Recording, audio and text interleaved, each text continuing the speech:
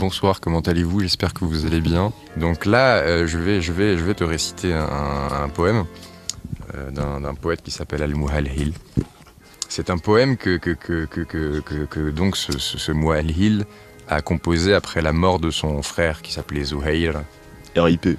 Et parce que il y avait eu une guerre entre la tribu de ce poète et la tribu d'en face, parce que les mecs de la tribu d'en face ont fait boire un chameau dans un puits qui appartenait à l'autre tribu. Et donc s'est ensuivie une guerre qui a duré assez longtemps, plusieurs décennies, et donc pendant laquelle Zuhair est mort. وصار الليل مشتملا علينا كأن الليل ليس لها نهار وبئت أراقب الجوزاء حتى تقارب من أوائلها. Et donc le poème commence en disant que il dit la prunelle de l'œil s'est irritée. Et ensuite, des larmes sont tombées comme un épanchement. Et j'ai voyagé dans la nuit une formule qui n'est pas vraiment traduisible, où il dit qu'il est comme enveloppé par la nuit. Et comme si la nuit ne serait jamais succédée par le jour. Et il dit qu'à un moment, il s'est mis à pleurer pendant qu'il était en train d'errer dans le désert. Et il regardait le ciel comme si les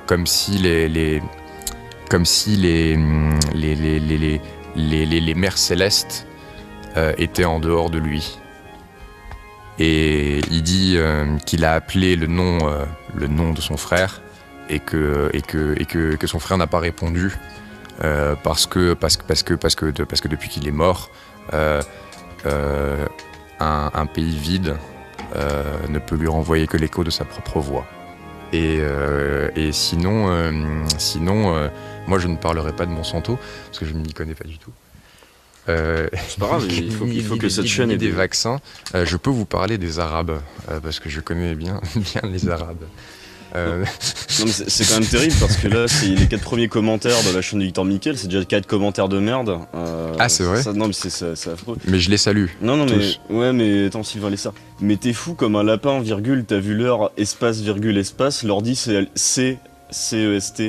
Allumé tout seul, virgule, c'est l'heure des fantômes, Dieu d'or vous a bouffé des crapauds, ou quoi.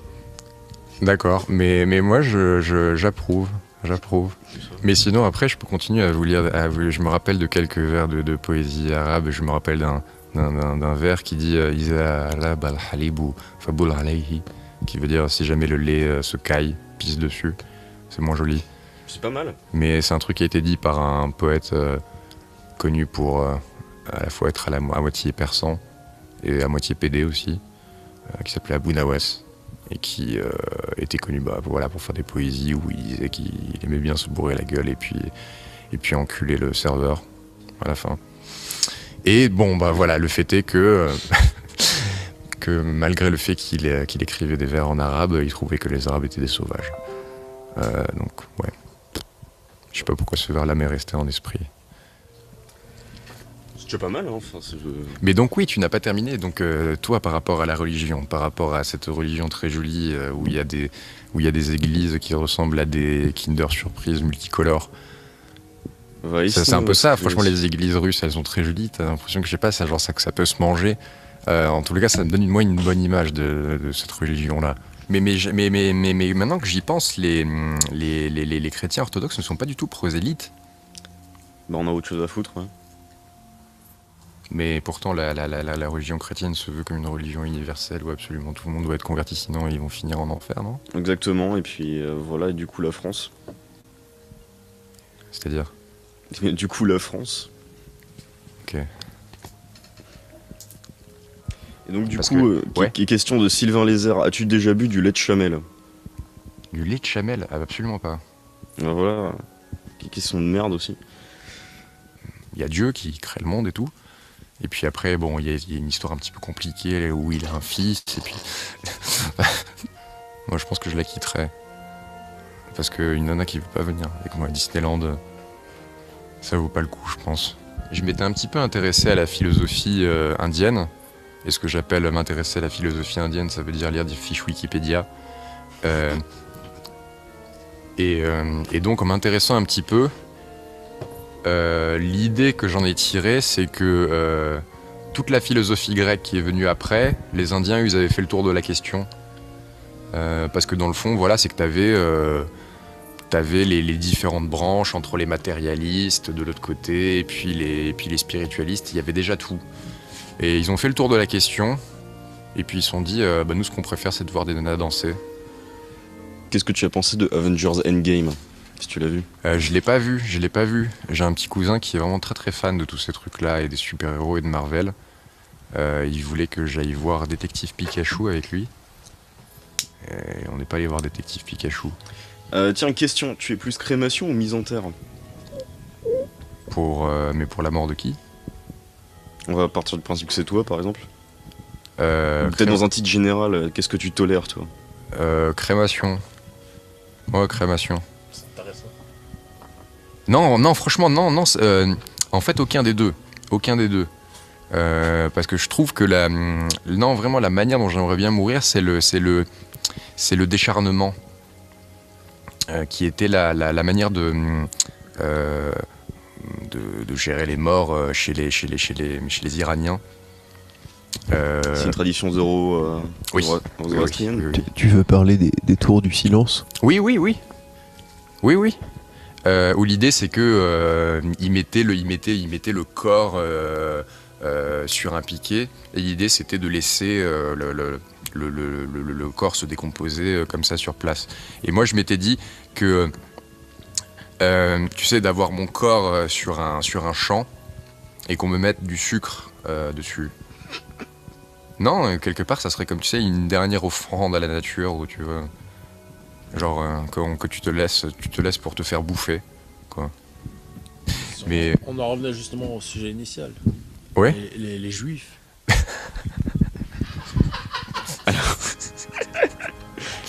Alors, On est parti là-dessus, excusez-moi. Alors, Notre-Dame de Skyrock va maintenant nous parler des juifs. Parle-nous des juifs, speakers. Ouais, non. Mais notre hôte est en train de se tenir la tête.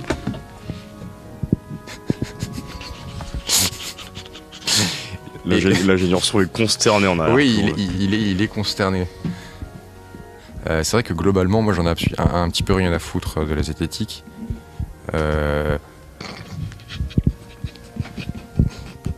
Pourquoi les Français n'aiment pas Bollywood? C'est quand même raciste, non? Tu penses pas? Hein? T'en penses quoi? De quoi? Les Français n'aiment pas Bollywood. Moi je trouve que c'est un peu raciste quand même. Déjà c'est une assertion qui n'engage que toi-même, de dire que les Français n'aiment pas Bollywood, parce que c'était pas vrai. Je veux dire, les gens n'ont pas trouvé Bollywood, peut-être. Tu parles comme le président de la Fédération Française d'Échecs, alors c'est pas vrai que le nombre d'abonnés a baissé. Mais non, je pense que Bollywood, non, il y en a plein qui regardent. Quelque part, il a raison, à part Slumdog Millionnaire et autres conneries de ce genre, tu vois. On se moque de Bollywood. Mais les gens qui se moquent,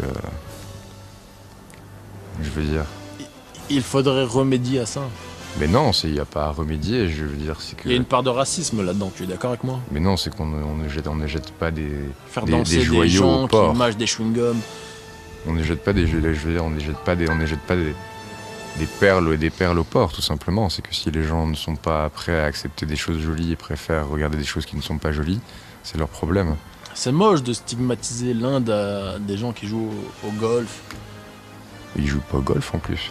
Au cricket. Ils jouent au Non, au cricket. cricket surtout. C'est moi le raciste. Ils jouent au cricket et puis ils ont des prix Nobel de la paix et ils chient dans la rue, quoi. Tu comprends pas trop. D'accord. Enfin, c'est l'image qu'on a de l'Inde. Hein. Je propose il y a un super débat qui nous a été lancé par Sylvain Lézeur. T'es pour ou contre la peine de mort? Est-ce que je suis pour ou contre la peine de mort? Putain, mais moi en fait, moi je suis contre les questions comme ça en fait. Non, parce que pourquoi est-ce qu'on doit avoir une opinion là-dessus? Non, sérieusement, en fait, j'en ai absolument rien à foutre.